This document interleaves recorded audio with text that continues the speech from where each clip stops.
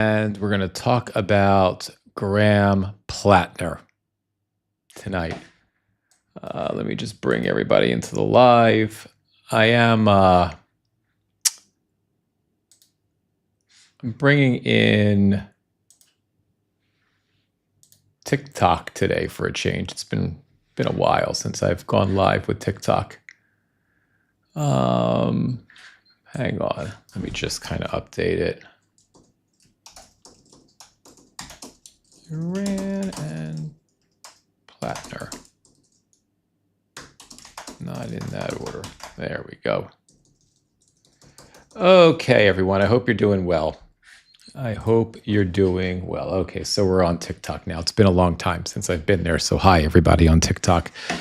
And last but not least, just a little bit more housekeeping. Well, let me make this window more interesting to you guys while I kind of pull up the live streams. If you could just bear with me. There's Twitch. Hi, Twitch. All right, YouTube. Are you working today? Yes. YouTube is working today. All right, YouTube. Are you working? Okay. And last but not least, certainly not Substack. And Substack is working fine. Okay. So that's a good thing. Last but not least. Okay, my friends. How are you all today? I haven't seen you all in a couple days since I haven't been going live daily for a while, but it's good to see everybody. Without further ado, let's get right into it, shall we? Since it's been a while, you guys haven't heard my voice in a couple of days, which is probably beneficial to your mental health and your emotional well-being. But I'm back. So the things we're going to talk about tonight are going to be, of course, the village idiot Donald Trump and the ridiculous war in Iran that has started again. The war is going to be Groundhog Day over and over and over. The bottom line being that Trump is such a blistering fool. He is so incredibly, deeply in over his head. He cannot get out of this, that he is going to blunder us and Iran into a greater and greater catastrophe. And sadly, the most ridiculous part of this whole thing, I'm not talking about the most catastrophic, I'm talking about the most ridiculous part of this whole thing is right now, Donald Trump is desperately attacking the Iranians, is desperately attacking Iran to try to get them to relinquish control of the Strait of Hormuz, which was the case before we went to war with them. And not only is Donald Trump desperately trying to utilize the U.S. military to desperately wrestle control of the Strait of Hormuz away from the Iranians, which isn't going to work. But not only is he desperately trying to do that, he is, I would argue, incentivizing, not financially, but ideologically. He is incentivizing them ideologically and inspiring them to develop a nuke. Right? The whole reason for the war. It was really like the fifth reason for the war when the war started, but it was one the administration settled on because it was the least crazy and it was the least silly, which was to stop Iran from having a nuclear weapon, right? Well, these efforts that he's involved with right now will really just, you're giving the Iranians every excuse, every reason geopolitically to make the argument that they're going to develop a nuke. The U.S. is going to hit us anytime. We're not safe from the U.S. Israel and the U.S. have partnered up to get us. And they're inevitably, when Netanyahu and Lindsey Graham tried to pressure Donald Trump right? Desperately, if you notice, guys, I'm speaking a little bit nicer than I usually do because we're on TikTok and I have to speak in TikTok speak. We all know, if you're a regular follower, you all know what I generally call Donald Trump, but I'm not going to say it because I'll get a restriction on TikTok. Oh, hey, Mediocre Mama. How are you? I'm so glad you caught my live. You know, we're in this like I don't even know how to explain it. We're in this like just profoundly catastrophic and stupid moment. Like, before I go into that, my mind is kind of racing ahead of my mouth right now, and I haven't really gone into what the second part of the live is. I'm not going to do a super long live today. It's going to be a bit short. But the second part of the live, we're going to focus on Graham Platner. Now, Graham Platner, if you're not familiar with him, I just want to give a little bit of an intro. And then what we'll do is we'll go back to talking about Iran. But I want to cover, you know what, actually, I don't need the split screen right now. Hang on, because I'm just talking. So after I talk a little bit about Graham Platner, we'll go back. I'm going to pull up the split screen. We'll cover a little bit of the news of the actual U.S. attacks in Iran. When there's a live attack going on, I like to use Al Jazeera. You may like Al Jazeera, you may not like Al Jazeera. I don't really care. But I am in the news all day, every day. And I'm in like all kinds of news. And I think here in the U.S., Al Jazeera gives the most, when there's a live when we are engaged in unfortunately a conflict, or there's any conflict in the Middle East, Al Jazeera does some of the best moment to moment, ticker to ticker, second to second reporting on it. So when I always turn to them when we're in this type of moment. But with the Graham Platner stuff, if you're not, you may, I'm sure you're probably familiar with Graham Platner. If you're not, he is the Democratic Senate candidate in Maine, who is going up against Susan Collins, the incumbent for now. He was credibly accused a couple of days ago of, again, I have to speak in TikTok speak because TikTok's in the house, of SEX-UAL assault, credibly accused of that. He should have immediately stepped down, but of course, being a jerk and a creep and I supported him. I gave him a lot of runway until this, which I shouldn't have done. I regret that. He should have stepped down immediately. Another accuser came up, and I can't tell you exactly what he said again because we're on TikTok right now, and I don't want to get a restriction. But it was another type of SEX-UAL abuse, and Platner is kind of sitting on his decision right now. But at any given moment, and this is a big story if you're hyper into politics like I am. It's another big story if you're, hyper focused, as I tried to be as much as I can, about the disgusting, disgraceful absurdity of these consistently powerful men who abuse women in the political space. It's not just in that space, but that's what these stories refer to, and how it just doesn't stop. It just doesn't stop. They're either running for office or they're in office. And no matter, we had the Me Too movement. Then we were dumb enough to elect Donald Trump, who is an SEX-UAL abuser of the lowest caliber, but he has, in terms of quantity, he's been credibly accused by 27 women. He has been lost a civil RAPE case that E. Jean Carroll is recovering. He's being forced right now to pay E. Jean Carroll the first $5 million. There's currently an $88 million settlement that she won that's under appeal. So, but Graham Platner is just the latest version of that. But the reason I'm bringing him up is it's a huge, huge, huge story with those of us that are dialed into politics. And Platner should be resigning tonight, we hope. He's supposed to make a speech at any particular moment, so we'll have to see what happens. The speech was supposed to happen later this afternoon Eastern time, and that never transpired. So I don't know if anybody. Let me just check the lives. If anybody happens to know if Platner has stepped aside while we're on this live, let me know. because I'm not checking. Well, I mean, I am checking right over here on my screen, but I'm not checking in real time. So I want to discuss the Platner issue as well. So let's go back to before we kind of get into that, though, let's go back to the Iran situation. So let's just, before I continue to pontificate and share my opinion with you, let's just get some of the facts, right? Let's get the news in real time, what's happening. And again, I'm using Al Jazeera as my source. I know a lot of people don't like Al Jazeera. I don't care.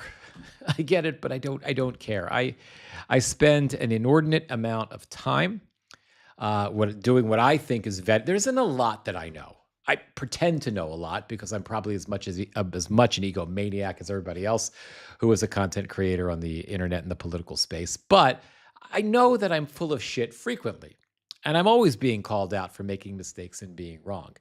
But the one thing I like to credit myself with is, if I can, is having been a reporter for years and now being a loudmouth creator, I spend an exorbitant amount of time engaged in, consuming news from news sites. So I feel like I have a sense of what is propaganda, what is bullshit, what is straight news, what is analysis, what is opinion pieces, what is editorializing. I just think that. Now, I could be wrong because I thought Kamala was going to win. I promised everybody Kamala was going to win the 2024 election. So I've been wrong a lot. But I get a lot of shit about Al Jazeera, from especially folks from one of the communities that I'm involved in, the Jewish community, because Al Jazeera doesn't provide a lot of pro-Israel content. But guess what? Neither do I. So there's that.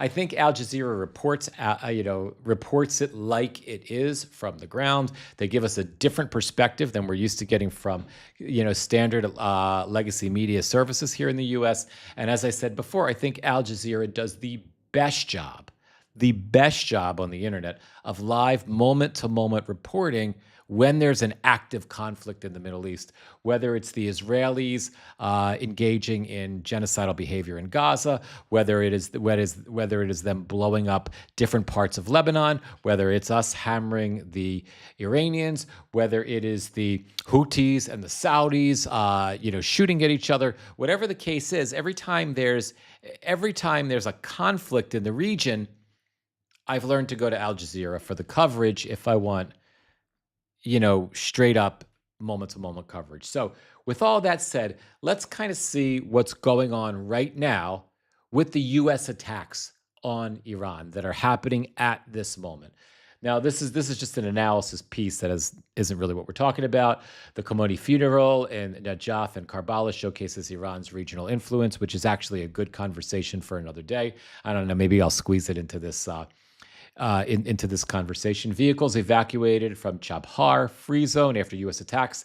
The head of the Chabahar Free Zone organization, operates Iran's only oceanic port that serves as a critical global trade hub. If you're just joining me, I'm not going to read like nonstop. Just stick around. I just want to make sure we're up to date on the news, what's actually happened in Iran now, what the U.S. is doing, who Central Command is hitting, where we're bombing, and if there's been any Iranian retaliation yet. Just straight up news. Then we'll talk about the analysis. Says that authorities have been evacuating vehicles stored in warehouses following the U.S. attacks on areas in Chabahar, according to Iran's state broadcaster. And the next story, Trump trying to contain strikes to maintain political support. This was a quick analysis piece. I read it before I came on here, and I actually agree with it. It's not straight news, but I think it's worth, since it's only 4 sentences, long ones, I think it's worth reading. The majority of polls tend to show that the majority of Americans are not in favor of a prolonged conflict. That's a bit of an understatement. Not only has polling suggested that the majority of Americans are not interested in a prolonged conflict in the Middle East, the vast majority, you don't even have a quarter of the American public that is even remotely supportive of this ridiculous war that the village idiot and Benjamin Netanyahu have got us involved in with the Iranians for a plethora of reasons. It was a stupid fucking idea, not the least of which is the village idiot Donald Trump is the guy, and drunken Pete Hegseth, they are the ones, these two, the Secretary of Defense, War, and the President of the United States, neither of which are fit to be in the position they're in, are the ones that are executing and making the decisions about this particular insane engagement. And irrespective of the 2.5 handfuls of other reasons why this is absolutely ridiculous, unacceptable, and stupid that we got into it in the first place, just the fact that these two bozos are in charge of it. And that's the war machine, right? Is that you could throw Marco Rubio in with that too, right? Little Marco, right? You have Donald Trump, Marco Rubio, and Pete Hegseth. That's our brain trust that is running the war. Then on the other side, you have the stable geniuses that are supposed to be negotiating for peace. That's the son-in-law, right? Donald Trump's son-in-law, Jared Kushner. Donald Trump's crooked shyster real estate lawyer, right? Steve Witkoff, a real estate lawyer. So you got a son-in-law who is the son of a disgraced, federally convicted, real estate crook, right? That's prior to that, Jared Kushner's claim to fame was that he married Donald Trump's daughter and that his father here in New Jersey, right, was convicted and thrown in prison by one of our former Republican governor, Chris Christie, when he was our our state attorney, our U.S. attorney, right, convicted him of this salacious, crazy real estate fraud where he set up his brother-in-law with a prostitute or some stuff. It was insane, right? And he blackmailed him or some crazy shit, right? That's Jared Kushner's claim to fame. And he's negotiating peace for us in Islamabad, Pakistan, with the shyster lawyer, Donald's real estate lawyer, right, Steve Witkoff, with the couch-loving Vice President of the United States, J.D. Vance. So while we are actively attacking the Iranians tonight, right, and continuing to lose the war, winning the battle in the moment, so Donald can feel like he's a man, but yet losing the war exponentially, right? While this is happening, you've got to step back and reconsider the profane absurdity of the moment that we're in. If there's anything that I need to do in my content creation as a political creator, now that I'm no longer a reporter, during this Trump administration, is to absolutely remind you that somehow, some way, we're going to be okay, if not but for the fact that Trump is a blistering imbecile, right? And he is surrounded by more intelligent imbeciles. And because there's, thank God, that we didn't have a wannabe authoritarian that we were dumb enough to elect a second time who wasn't an imbecile. Now that imbecility, I don't know if that's a word. I just made it up. That profane stupidity obviously is catastrophic because it doesn't translate well to the folk. I mean, it's heartening because it's how we save our democracy because he's so dumb. But it doesn't translate particularly effectively or particularly well when we are actually at war, when the U.S. military has to follow the orders of said imbecile who doesn't understand anything. Imbecile decided this. Let me just level. I know I'm reading the news, but I can't stop myself. Let me just level set for a minute, guys, because I feel like I'm dialing in on the crazy, and you need to be reminded of what that crazy is all about. Donald Trump made this decision, clearly, obviously, while he was raging at the NATO summit in Turkey, right? So Donald Trump makes the decision to go to war while he's at the NATO summit, yelling at our NATO partners, getting madder by the moment because he has no emotional stability or self-control, and he's deteriorating exponentially day in and day out from some sort of cognitive decline. And he's a malignant narcissist. He's severely mentally unstable. So he's deteriorating in real time, getting angrier and angrier because his juices are getting all worked up because he's surrounded by our allies whom he hates them all, with the exception of the president of Turkey, right? He despises NATO. And he's extra mad because none of our NATO allies were willing to help him in the stupid fucking war with the Iranians. So I want to level set for you guys again. Donald Trump makes this decision to go back and start bombing Iran while he's in NATO falling asleep. Now, I know there's probably some MAGA folks over here who are, over on TikTok. I'm not watching the live stream right now, who are arguing these things didn't happen. But guys, you can see the video. Go to your preferred political social media site, which is X. There is ample videos of the president of Turkey. I can never say his name right. That's why Androgen. I don't want to pronounce his name incorrectly. I always fuck it up. That's why I'm just calling him the president of Turkey.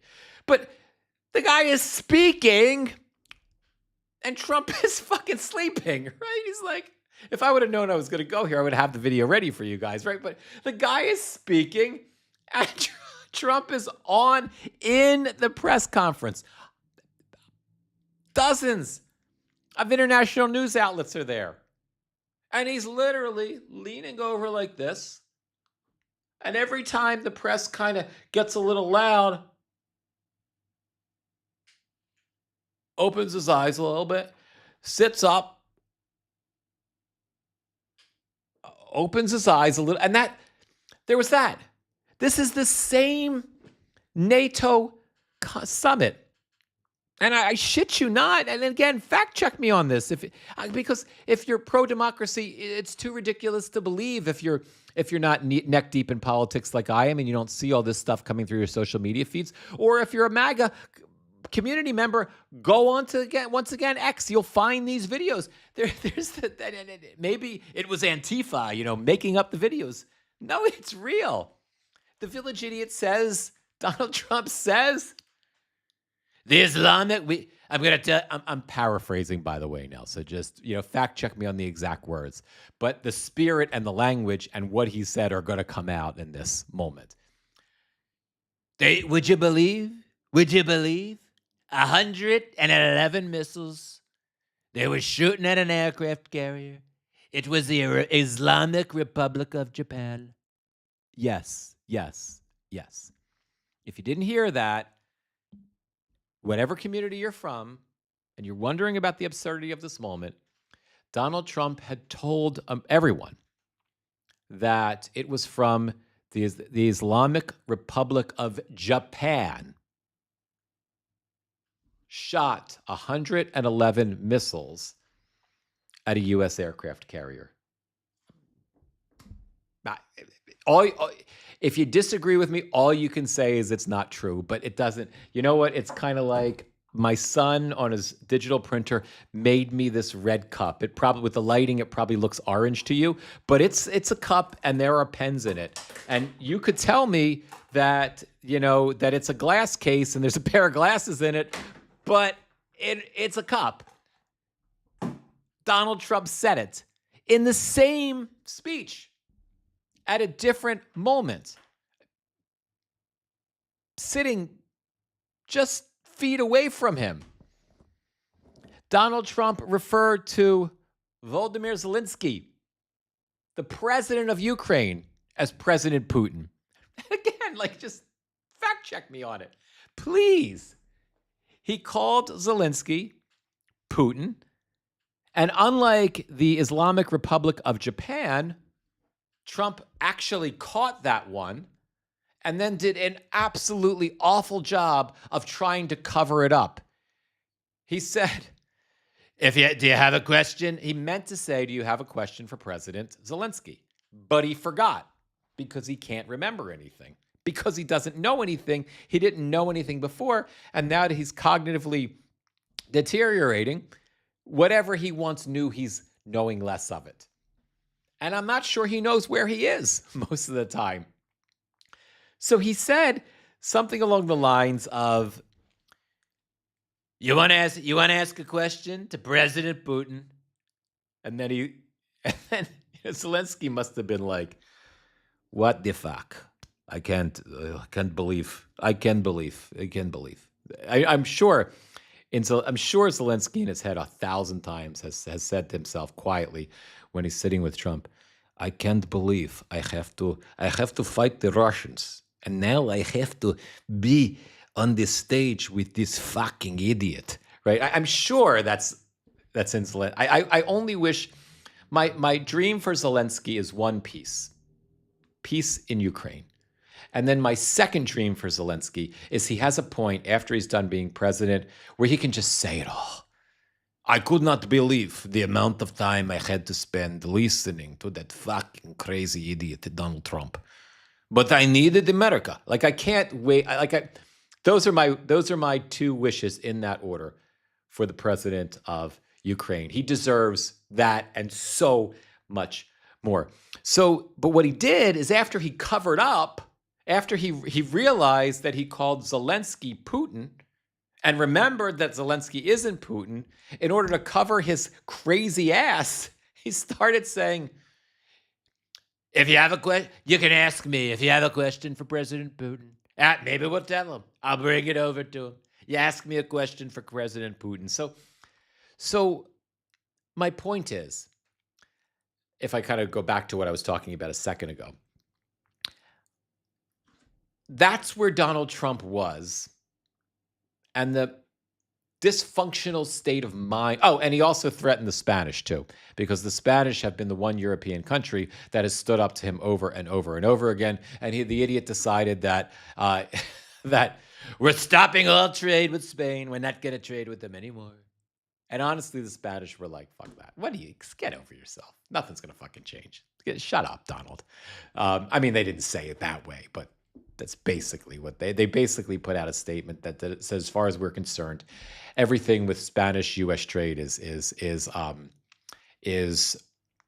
copacetic. Everything is business as usual.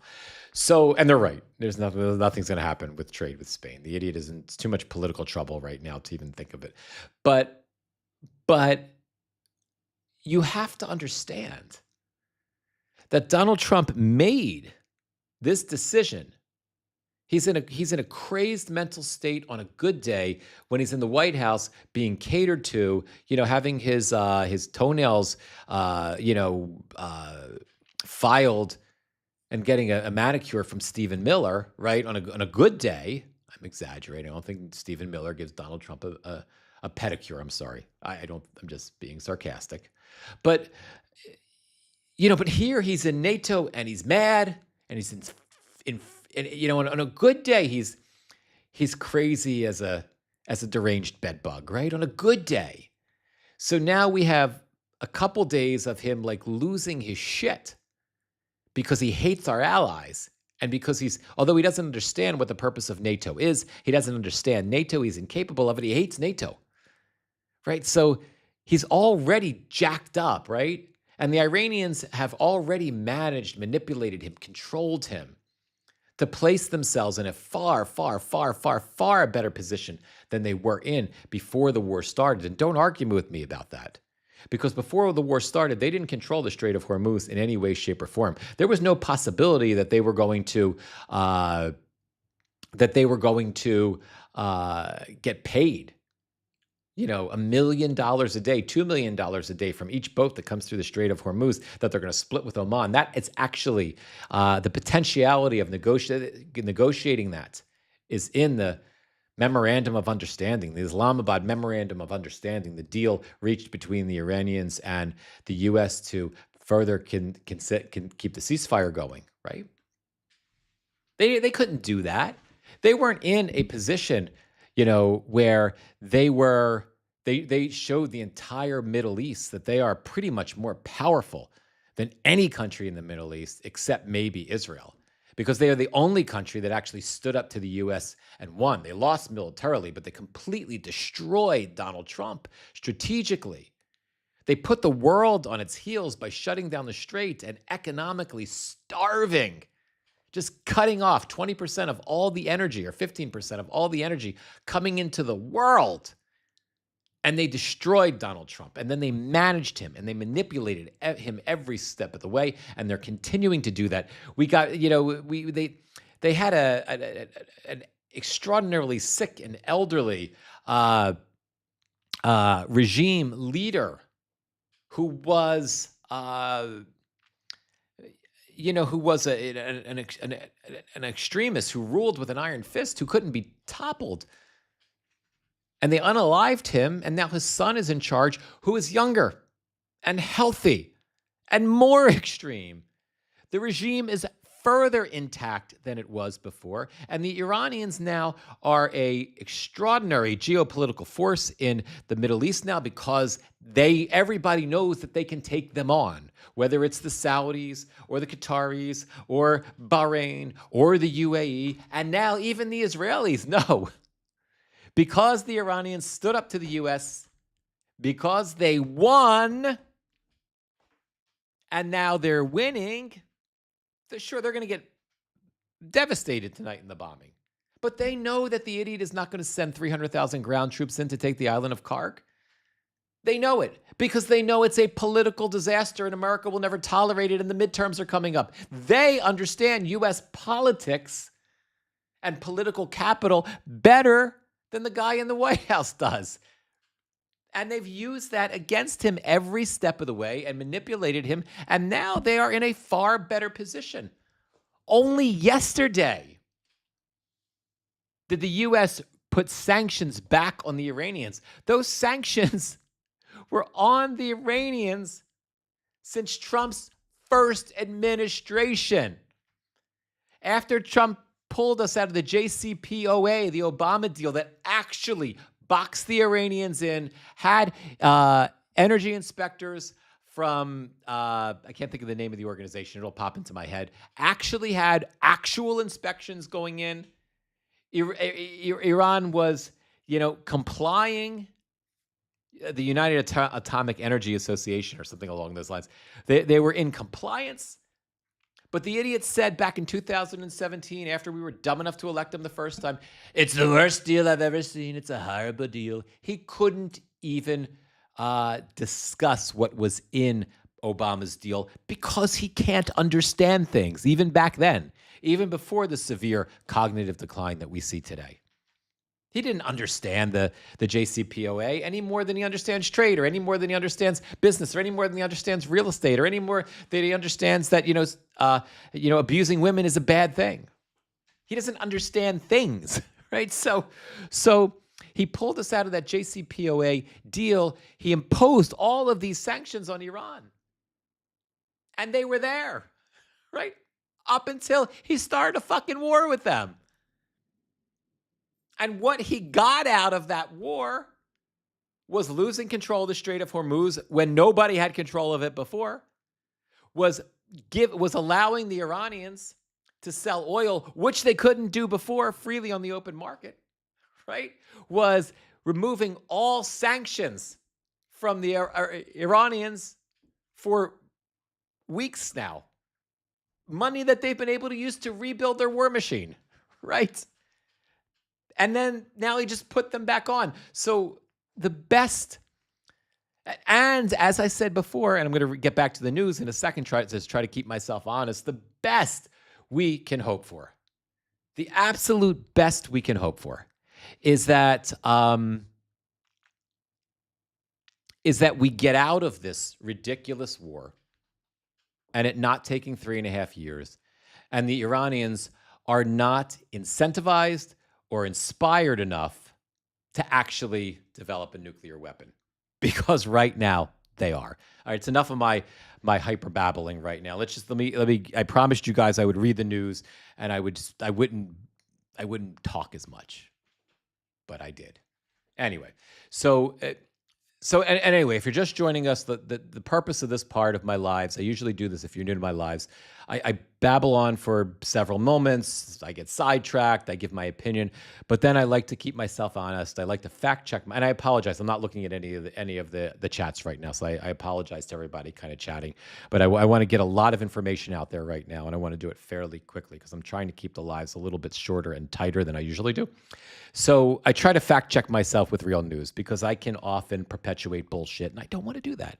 So anyway, we started with Trump trying to contain strikes to maintain political support. The majority of polls tend to show that the majority of Americans are not in favor of a prolonged conflict, but these strikes are somewhat different. At least that is what the White House is arguing, in that these are limited in scale and scope and are, as the U.S. president put it, retribution for the attacks on commercial shipping on the Strait of Hormuz. I think there's also market manipulation, but I'm involved in this too. But I'm going to hold that thought for a second. Politically, as long as the U.S. president frames this as a limited action, with the MOU still intact, there's likely to be better support for the president and his actions. That's the part of the analysis I think is complete bullshit. Again, he doesn't even have a quarter of the American people. He's polling at in the low, from 30% to the low 30s across the board. There is no fucking support here in the United States except for the cult members, right? And Lindsey Graham, right? But the cult members and Lindsey Graham are in full support of this war. Mike Johnson, maybe some of the MAGA folks that are on TikTok right now, you may want to argue with me and tell me you're in full support of the war. I don't really believe you anyway if you tell me that you are, because you voted for him for no new wars. People are going to be afraid to go to war. If I become president, they're going to get, Ukraine would have never happened, and I'm going to solve it in 24 hours. I digress. I promised you I'd read the news. I need to discipline myself and stick to it. But at the same time, the U.S. president has also intimated, as well as the Vice President J.D. Vance, that if Iran continues to strike, there will be further military airstrikes by the U.S. in so-called retaliation. So as you can see, it is a very dangerous precipice, blah, blah, blah. Let's just keep going through. I don't want to do another analysis. I just want to get some hard news. Attacks on Chandahar targeted maritime traffic and a depot. This is the Iranian media reporting this. Iran's Fars news agency, quoting a local official, says attacks on the southeastern port of Chabahar targeted maritime traffic control and a depot. If you're just joining us right now, I'm just going over some of the hard news, some of the straight news. I'm using Al Jazeera as my source because we all know that the U.S. is currently in the process of attacking Iran right now, but we don't really know the details. We don't actually know what's happening, and I think Al Jazeera does one of the best jobs covering the moment-to-moment attacks, what's going on.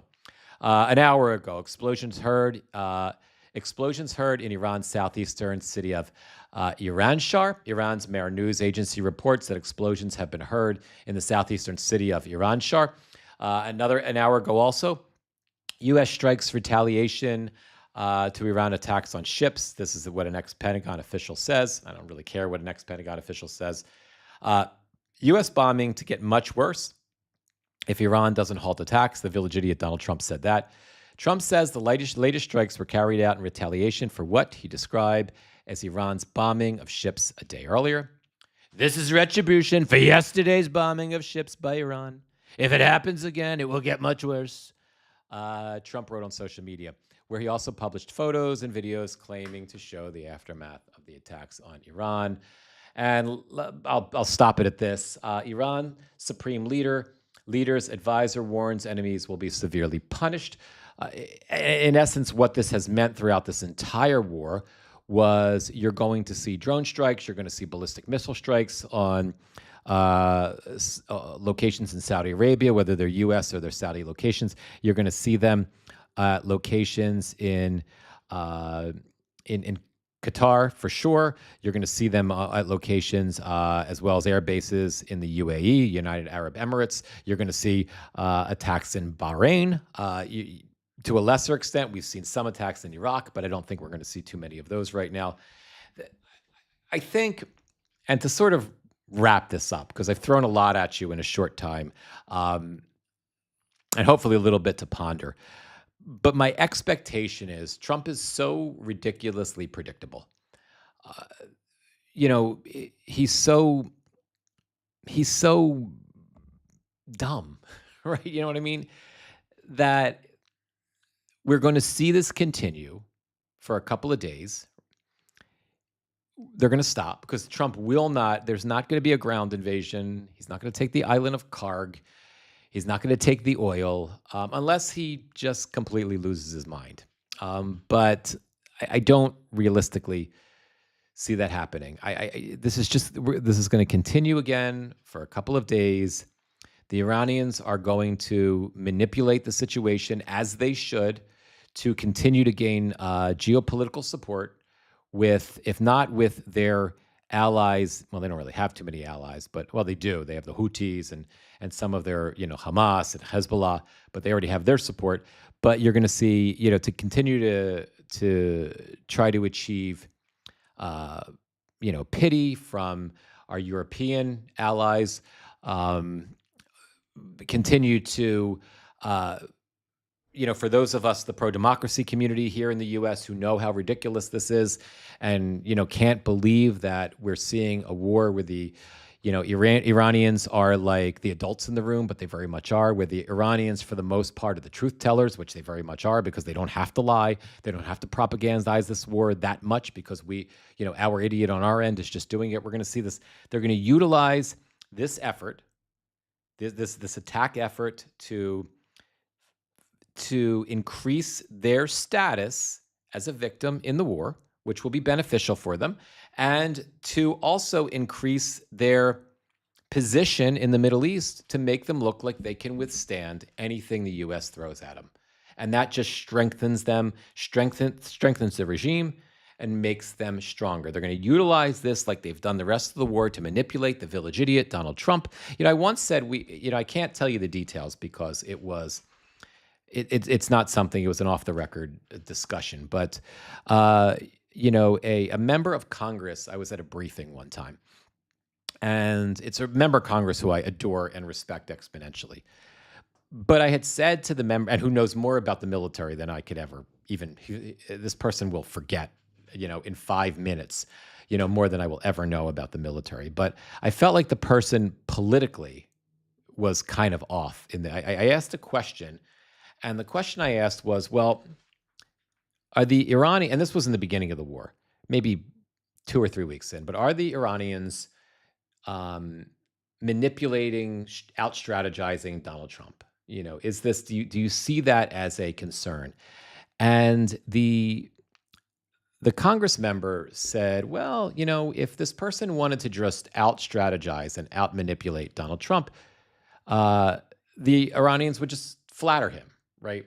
And of course, it was a larger briefing, and if I would have been a one-on-one, I would have respectfully asked, pushed back on that a little bit more and asked some more questions about it. But it really got me thinking of, the way that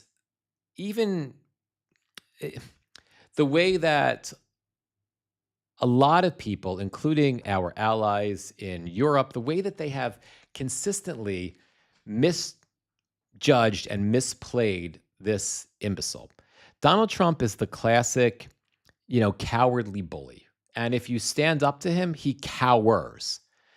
And consistently, Republicans in Congress, most of our European allies, if you think of first, it started with the Brits, Macron, the French tried it. The head of the leader of NATO is still doing it. The ass-kissing president of FIFA, this effort to consistently kiss Donald Trump's ass, to flatter him, to coddle him, to try to gain favor with him by feeding that malignant narcissism, feeding that sick fucking ego. And they think that that is how they gain favor with him. But all that happens over and over again is he shits on them, right? Because he's a bully and an asshole, right? And he's crazy. And if you look at, and I think Iran, the reason I'm bringing this up, because I think the Iranians have given us a masterclass in how you deal with this whack job. And I think we, even as citizens, need to take that into consideration. But before I get to the Iranians, let's go back to the beginning of the trade war, which was like February 5th, 2025 or some shit, right? And the Village Idiot immediately goes after Canada, right? And what did Justin Trudeau, who was the prime minister at the time, do? What did he do? Did he kiss the Village Idiot's ass? Did he, because he dealt with Donald Trump. He dealt with Donald Trump during Trump's first administration. So he knew what kind of goofball he was dealing with, right? And so no, he pushed back. Fuck you. You're never going to get Canada. And you can take your tariffs and you can stick, he was more diplomatic than that. But he pushed back and it hurt him politically. But look at where Canada is now. Canada, when Carney became the prime minister, he was never a Trumpian ass kisser, but he tried to communicate because he didn't really, they're not Americans. They're not neck deep in Donald Trump all fucking day. So I don't expect them to know Trump like we know Trump, but he's a smart man and he's not going to be bullied. And he very quickly came to realize the kind of moron that he was dealing with. And I would argue right now, by having that position where although he was nicer than Trudeau and a little more diplomatic, he still was intolerant of Trump.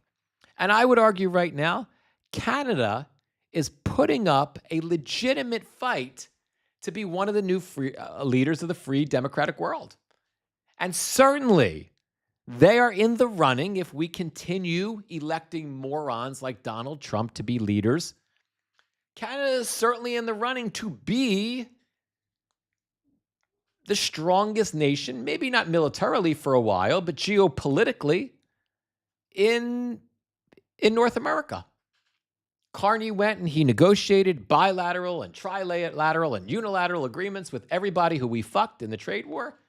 The Canadians, and they were the first to do it. They have their individual agreements with the EU. They have their individual agreements with Great Britain. They have their own agreements with China. They don't give a shit anymore. They really don't. If Donald Trump says, we're not sending any more milk, we're gonna stop sending them, and we're gonna stop buying the lumber. We're gonna have a 250% tariff on the milk. We're not sending it. Fuck you, Donald. Drink the milk yourself. Probably don't need any more of it. Well, he drinks Diet Coke. It's not working for him. And then who else? Claudia Sheinbaum, the president of Mexico, at that same time stood up to Donald Trump. And Mexico is fine, right? The two countries that would have been most affected by Trump's fucking trade war stood up to him, and they're fine. They're in stronger positions than they were before. Then you look at the European Union, you look at Great Britain, Donald Trump wiped the floor with them. They're struggling financially. They're humiliated. Macron, it took him a while, but he's finally growing a set of balls. Spain has sort of made up for its, I don't know if Spain ever actually kissed his ass, but they're in, the most of the EU. What happened to, Starmer, right? Remember? Do you guys remember during the trade war? We had all these, he was kissing Trump's ass, and we're going to have these great talks, and we're going to come up with a great deal. And then they had this, when they finally had the no deal, they had this very well publicized signing or some fucking thing where Starmer was on a conference call. He was on his phone with the idiot, right? And they were on the phone and they were talking about this brilliant, wonderful deal that they hadn't even signed. And when the details of the supposed non-deal deal that wasn't even a deal came out, it was some kind of stupid shit like the British can export Rolls Royces to the U.S. tax-free, and they're going to agree to buy so much shit from our farmers, right? None of which, nobody's buying fucking Rolls Royces here, I guess. And I don't think the Brits, bought all kinds of shit from our farmers. But the last example I'll give you, and then I'm going to talk about Iran, then we'll wrap the live. I don't think I'm going to make it to Graham Platner today. But the last is China. Before the Iranians gave a masterclass when in a war with Donald Trump, the Chinese provided us a masterclass on how to manipulate an idiot who thinks he's manipulating world trade. And the Chinese, if you've, the MAGA folks, because of the reporting from Fox News, because of the bullshit that's perpetuated by right-wing influencers in this creator ecosystem, because of all the nonsense, you're under the distinct impression that the Chinese economy at any given moment, thanks to Donald Trump, was on the verge of collapse, and that we straightened China out, and China is in terrible shape. China stood up to the U.S. from day one. On Liberation Day, on April 2nd, 2025, when the village idiot announced tariffs against everybody. We're going to have Liberation Day. And you remember Howard Lutnick, the Secretary of Commerce, had this stupid, ridiculous fucking poster that showed every country and whatever the tariff number was going to be on that country. And they told us there was this brilliant, complex calculation that they came up with that allowed them to come out with that number. And then we, as economists like Justin Wolfers looked at it, they were like, what the fuck? It was basic addition there were a couple of foolish concepts. I don't remember what they all are that they used to come up with these ridiculous numbers. So immediately after Liberation Day, the U.S. economy started tanking, and we were facing economic Armageddon because people stopped buying. International investors, local investors, international countries would stop buying U.S. Treasury bonds. We fund our entire national debt, whether it's $37 trillion or whatever the fuck, because U.S. is broke. By the U.S. Treasury Department sells bonds. They have auctions several times a year. We can't function without those auctions. And the only reason we can sell this shit is because even with the idiot Donald Trump, the dollar is still the most stable currency in the world for now. And whenever there's an upheaval, some sort of international upheaval, people buy gold, international investors buy gold, and they buy the dollar. And that's what keeps us afloat, right, is debt. Is because we have to pay these, when they buy these treasury bonds, when they mature, we have to pay them back with interest, right? That's the debt that we find ourselves in that you always hear people talking about, right? The problem was because the village idiot threw the entire global marketplace completely into a state of disarray and tizzy, investors weren't coming to buy the dollar because they had no faith in the dollar, because they had no faith in Trump, because they had no faith in America. Not only that, but they were dumping U.S. Treasury bonds when they could at an alarming rate. So they weren't buying and they were dumping. And somebody, we think it was, what's his name? The CEO of JP Morgan Chase. It'll come to me, whatever the fuck his name is. Somebody put it in one of the chats. Jamie something or other. We think some reporting suggested that he's the guy that got into Trump's ear and whispered finally to that idiot, we are going to have a global meltdown. If people don't start buying treasury bonds, dumbass, soon, this has never happened. We're going to default on our own debt. Somehow that got through, and 2 weeks later, if you recall, the village idiot came back and said, we're getting rid of all the tariffs. It's going to be 10% on everybody except the Chinese. It'll be 145% on the Chinese, which is basically an embargo, right? And what did the Chinese do? They did what the Canadians did. They did what the Mexicans did. They did what the Spanish did. They didn't do what the British did later on. They didn't do what the French did. They told Donald Trump to go fuck himself. And they had some short-term pain. We're the biggest importer, of Chinese goods. But the Chinese told him to go fuck himself. Their dignity, their national pride.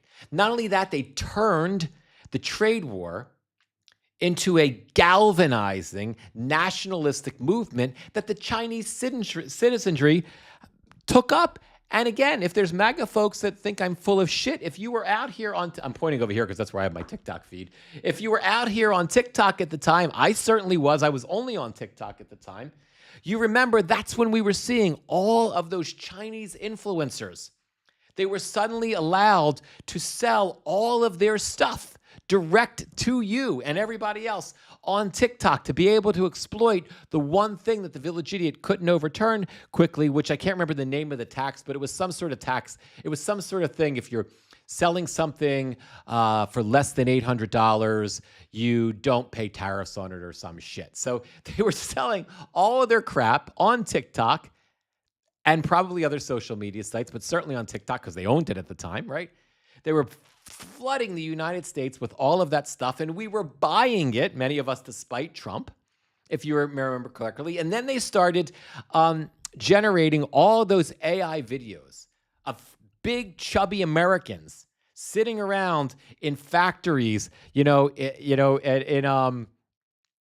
sewing machines in these big. Remember these TikTokers, who were with me at the time or who were just on. They were everywhere. You could not avoid them, and they would have Elon Musk and J.D. Vance and the Village Idiot Donald Trump. They would all be in these you'd have these videos of all these really heavy, America, they all have MAGA hats on and T-shirts, and they would all be, sewing clothes or some shit. And Elon would be in the back with a smile, sewing clothes, and Trump would have a nasty looking face.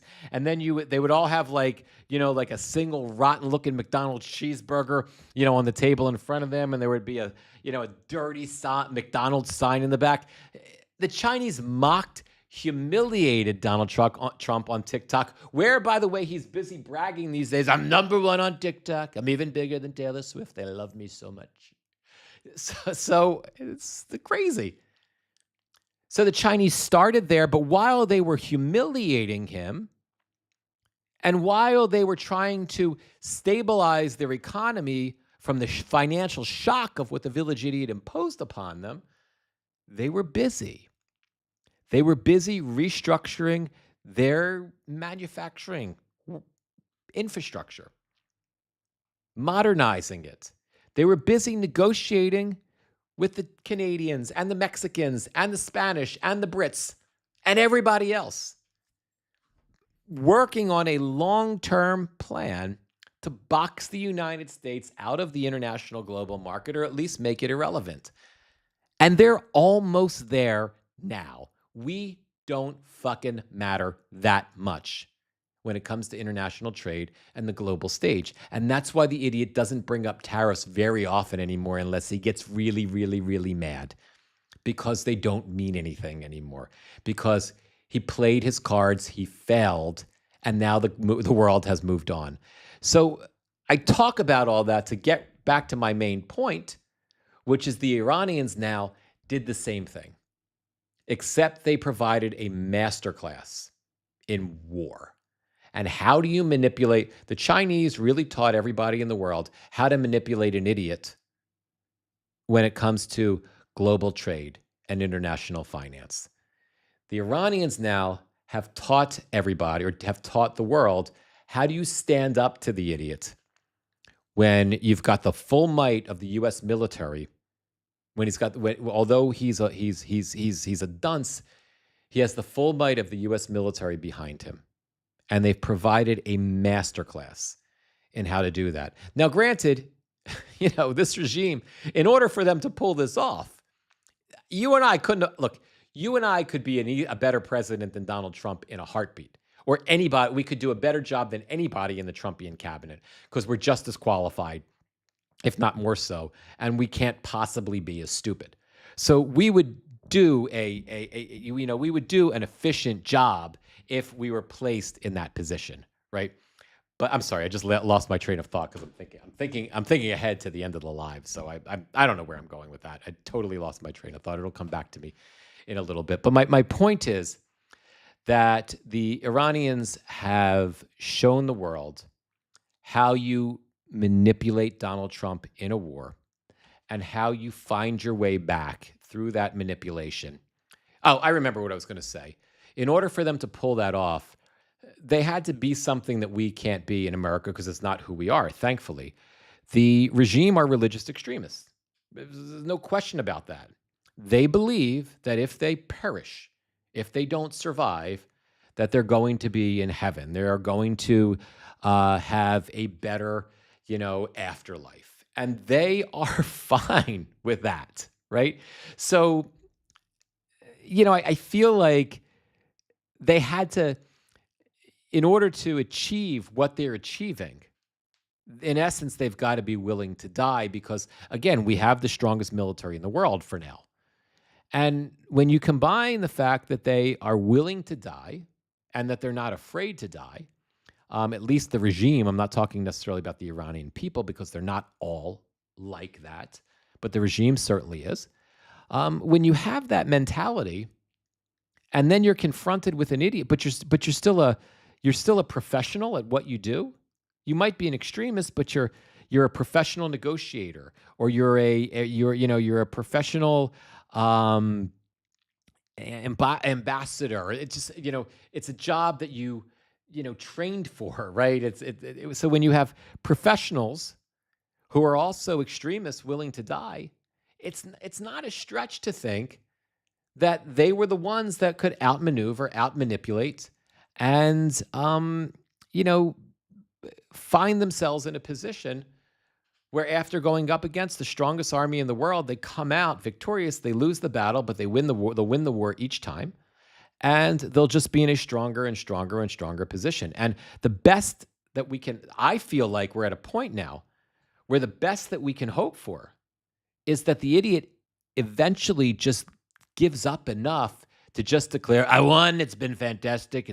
We destroyed everything. There's no nuclear. The nuclear's gone. They agreed to everything," and he just pulls out, and they don't develop a nuclear bomb while we're bombing them. That I feel like is the best we can get to at this point, and that's fucking sad. Anyway, guys, I rambled on longer than I expected to. As I mentioned, I like to keep the live short, and I do apologize. I really like the give and take. And I mean, we're here on TikTok, and I've just checked you guys quickly. We're here on Twitch. I don't know, is there anybody on Twitch? I mean, there's never anybody on Twitch. So if there's anybody on Twitch, hi. Thank you for being here. YouTube, we only get a handful of people on YouTube. And of course, the longtime community on Substack. Although I usually am in the morning, so hopefully we'll have some new folks there. And I usually really, really love to interact. And you guys always have more important things to say than I do. So I really, really apologize for not having a dialogue, a back and forth tonight. But I just felt there was so much news. And again, I haven't even gotten to let's just see, before I wrap the live, the Graham Platner stuff. Let's just see if he's, let's just see if he made an announcement that he's finally out. Because there's been reporting that he's going to be making the announcement. First it was this afternoon, and now then it was tonight, and nothing. It's fucking ridiculous. It's ridiculous. I don't want to. I've been going for over an hour now. I don't want to waste too much more of your time that you'll never get back. But let me just say this. Platner. A lot of us gave Platner a really long runway that we should have never given him. I did it. His progressive values were significant enough that I allowed them to stupefy me. And there were plenty of people, plenty of pro-democracy folks who I respect exponentially that were like, no fucking way. Stop it. The NAZI tattoo didn't give it away to you. If that didn't do it, recently, the sexting text. And then I argued, well, they were consensual. I don't like him. He's a creep, but he's not that bad. He's still going to beat Susan Collins. And I should have, I was wrong. Wrong, 1,000% wrong. I should not have given him the runway I gave him. Because was I surprised when the allegation came out that he, SEXUALLY, that woman? No, I was not surprised. So the fact I wasn't surprised, I have to humble myself and admit that I was wrong. 100% wrong. And I've been on the right side of this issue since, as far as I'm concerned, since Al Franken. People were mad at me back when Al Franken, I loved Al Franken as a senator. He was an awesome senator. He was a force to be reckoned with. He might be fucking president now if he didn't leave. But when Al Franken, when those images surfaced of Al Franken holding his hands, making fun at that woman's chest on that plane, even though it was years ago, I called for him to resign as much as I loved him. Because I knew, even though I know he wasn't a sexual deviant, it was behavior not becoming to the dignity of his office. It came out of nowhere, so Franken wasn't forward with it before. I mean, maybe he just forgot about it, right? Whatever, right? And I also knew with the Me Too movement, rightfully so, there can be zero tolerance. I felt that way. And I called for Franken to go, as much as it turned my stomach to have to do it. And he went. And as Franken was leaving, he made such a great in his speech. He's like, at the time, Trump was credibly accused of 19 instances of sexual misconduct. Now it's like 27, and he's been convicted for RAPE. Once. Oh, hang on, TikTok. I have to tell you, I'm still here. Hang on, guys. I got to tell TikTok. Oh shoot, that didn't work. TikTok has this little thing where you got to tell it you're still here. And subsequently thereafter. I feel like I've always been on the right side of this issue, and I shouldn't. I'm ashamed that I supported Platner when there were all the signs that this was going to happen, and I have to reconcile that in my own head. But the best I can do is admit that I fucked up on this decision. And when the second woman came forward yesterday, I wasn't surprised, and who knows what's next. But the taking my own failure into consideration, I immediately called when the first accusation came out. I immediately was like, "You got to get the fuck out." Now he's lost. Democrats ran away from him, rightfully so. He lost all his endorsements. People in Maine, in the Maine Democratic Party, progressives are calling for him to get out. And I keep checking the news for two things. Well, three things now because the fucking war started. But what's going on with the war? Like every 5 minutes, like a crazy person. Did they make the announcement about Mitch McConnell yet? What the fuck? And has Graham Platner finally stepped aside? And all three of those things are ridiculous. No, we have no proof of life of Mitch McConnell, right? And Republicans are telling us they talked to him. Where's the picture of him sitting in his bed with his computer on his lap and his aides around him doing, in his hospital bed, going like, I'm sorry, going like the, I'm fine, no problem, Cher. Like, where are the picture? Where is that picture? Right. Actually, we don't need to see this anymore. Where is that? We're not seeing that. Or where is the admission that he's unconscious? Right? The war, we have to look in every 5 minutes now and pray to God that no one else has died. On either side. Every 5 minutes. And now we got to keep checking to see if this fucking creep, Graham Platner, finally could man up and resign. But he's like, I read some reporting, he's having a hard time making this. What the fuck you're having a hard time? Stop it. You didn't have a hard time sexually assaulting at least 2 women. You were fine with that. You were drunk. You were going through a lot of shit. I get it, but you still fucking did it. I've been drunk. I've been going through a lot of shit.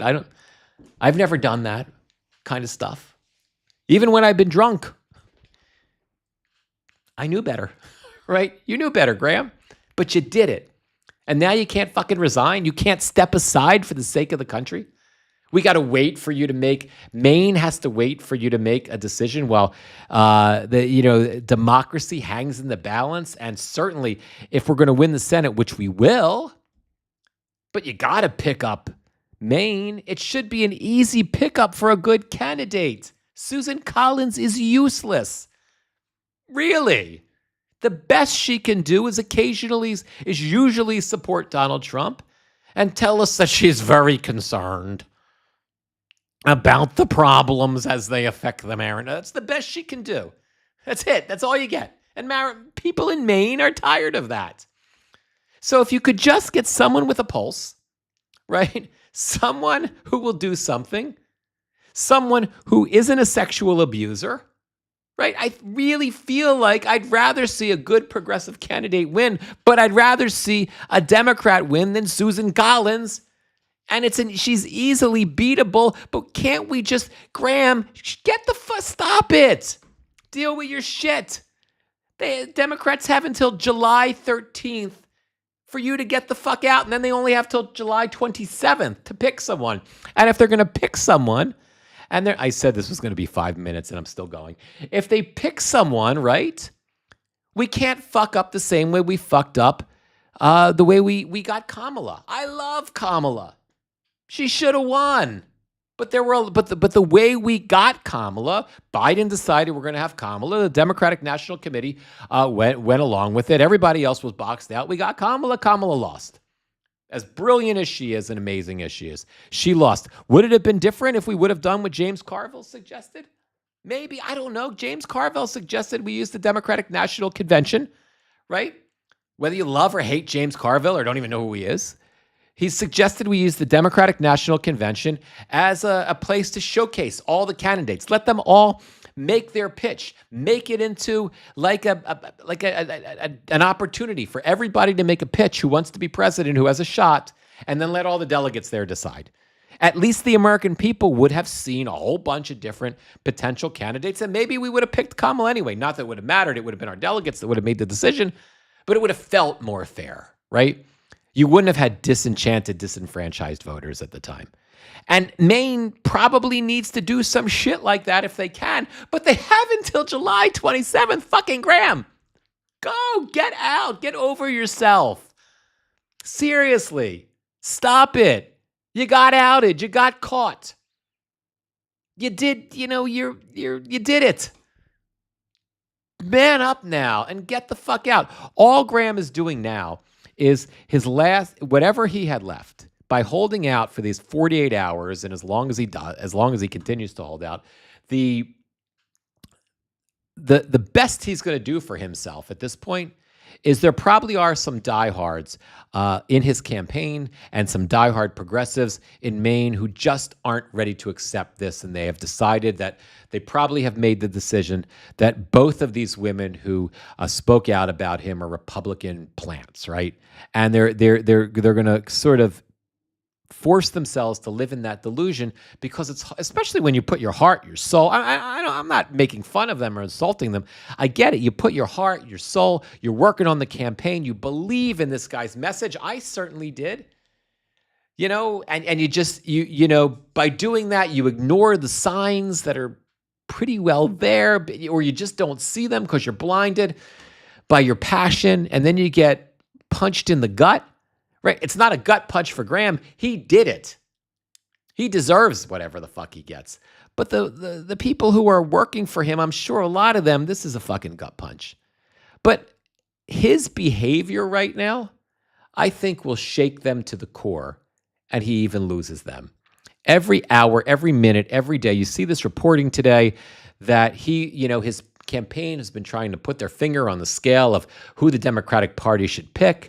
There was a story that it was a state, I don't know if it was a state assembly member or a state senator. She had said that he endorsed her. Now the campaign came out later and said he never endorsed her. So we'll see what happens with that. But every hour that he farts around with this, because it's hard for him to make, it's not fucking hard to make a decision. You're going to lose. You got caught as a sexual assaulter. Pull out. Do what's right for the country. Do what's right for Maine. If those progressive ideals are real, then that means they're, as opposed to just lip service to make you feel good about yourself, if those progressive ideals are real, then you always put your country, your state, the victims, your victims, you put them before yourself. Let's see if he can do that at any point. Thank you, guys. Again, my apologies for not engaging in conversation today, but we will get that in subsequent lives. I love you guys. 1 minute at a time, 1 hour at a time, 1 day at a time, one live at a time. I don't have a consistent time on my the dog. Whenever the dog hears that, she knows that the lives are over. She's figured that out, and she knows she's going out. I usually go live in the morning. I was going live 5 days a week in the morning, but I was just getting burnt out. I wasn't pulling in the numbers that I was hoping to pull in.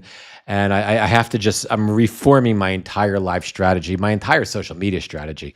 So my lives have been all over the place. So I will go live throughout the week. I'm not always going to be able to bring TikTok in because it's hard I can't multi-stream generally with TikTok. I have to use a separate platform to use TikTok because TikTok is TikTok. But soon, within the next few weeks, once I've got my strategy fully set and I'm implementing it, I will let you guys know where I'll be and when I'll be live, specific times each week, and where I'll be doing that. For now, please just keep an eye out because somehow, I'll be going live a couple times a week, at least a few times.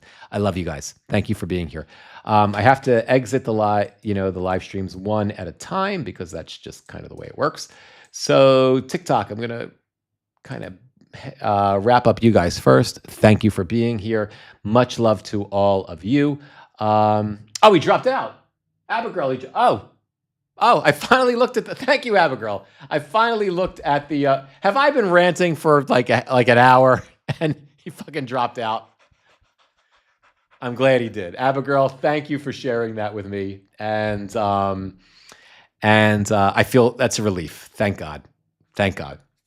And I'm so glad I looked over, and I'm so glad it was you, Abigail, because it's great to see you. Thank you. That you're over here. My live chat is over here on this monitor. That's why, so I'm doing this, but you're here. Anyway, thank you so much. I appreciate that. It's good to see you too. Take care. I don't have my glasses on. Is that Diane? Can't see who the heck that is. Diane. Yes, thank you. It's good. My glasses are useless because they're reading glasses. So when I put them on here, the screen is too far away to see. And when I put my distance glasses on, it's too close. So I got this another problem. That's the problem with being 57. All right, enough of my babble. I'll see you guys soon. Much love. TikTok is out. And let's drop